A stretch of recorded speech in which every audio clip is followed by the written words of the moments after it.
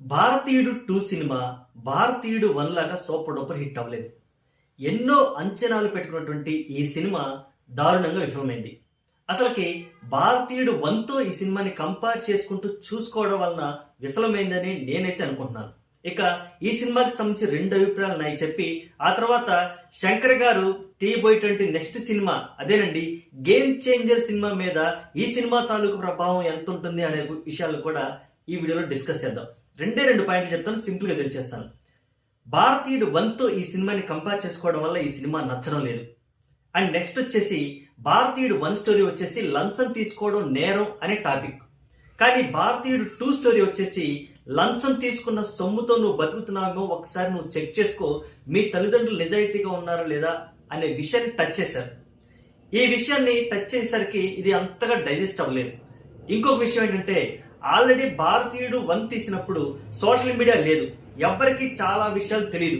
కానీ భారతీయుడు 2 నాటికి పరిస్థితులు డిఫరెంట్గా ఉన్నాయి.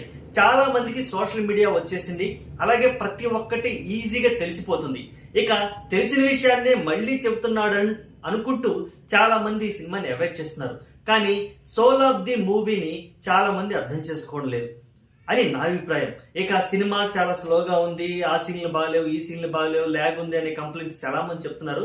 కానీ శంకర్ గారి విజన్ మాత్రం అద్భుతంగా ఉంది.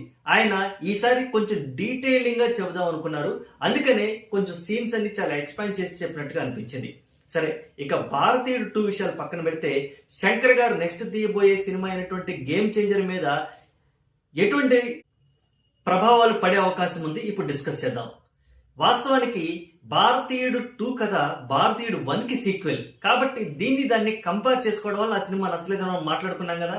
కాకపోతే గేమ్ చేంజర్ అనేది ఒక కొత్త సినిమా, ఒక కొత్త టాపిక్, ఒక కొత్త పాయింట్ ని టచ్ చేస్తారు. అంతేకాదు దిల్ రాజు గారు ప్రొడ్యూసర్, శంకర్ గారు గ్రాండినెస్ కి ఎక్కడ తగ్గకుండా ఆ సినిమాని తెరకెక్కించడానికి చాలా విధాలుగా ట్రై చేస్తున్నారు. అంతేకాదు శంకర్ గారు రామ్ చరణ్ లాంటి స్టార్ హీరోని పెట్టుకున్నప్పుడు అందుకు తగ్గట్టుగా పకడ్బందీ కథని రాసుకుంటారు.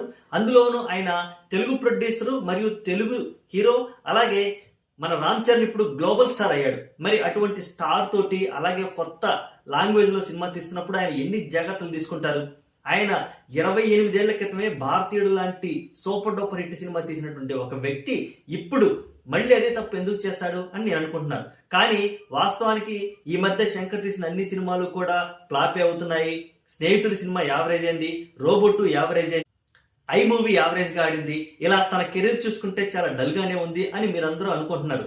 కానీ వాటన్నిటిని అధిగమించి మన గ్లోబల్ స్టార్ రామ్ చరణ్ తో తెరకెక్కించబోయేటువంటి గేమ్ చేంజర్ సినిమా సూపర్ డూపర్ హిట్ కొట్టబోతుంది. ఇది రాసి పెట్టుకోండి. గేమ్ చేంజర్ స్టోరీ వేరు, ఇది ప్రతి ఒక్కరి హృదయాల్ని తాగుతుంది. సోషల్ ఎలిమెంట్స్ తో పాటు ఎంటర్టైన్మెంట్, ఎమోషన్ ని చాలా అందించారు ఈ సినిమాలో. మీరు ఎటువంటి డౌట్స్ పెట్టుకోవద్దు.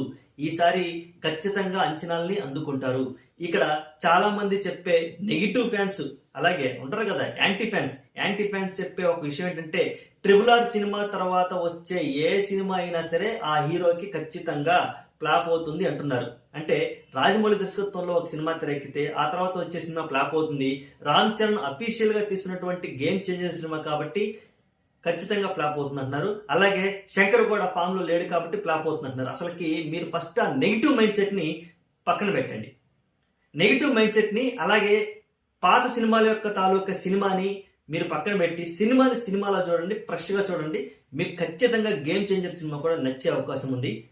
వీడియో మీద మీ అభిప్రాయాన్ని కామెంట్ రూపంలో తెలియజేయండి. వీడియో లైక్ చేయండి. Thanks for watching.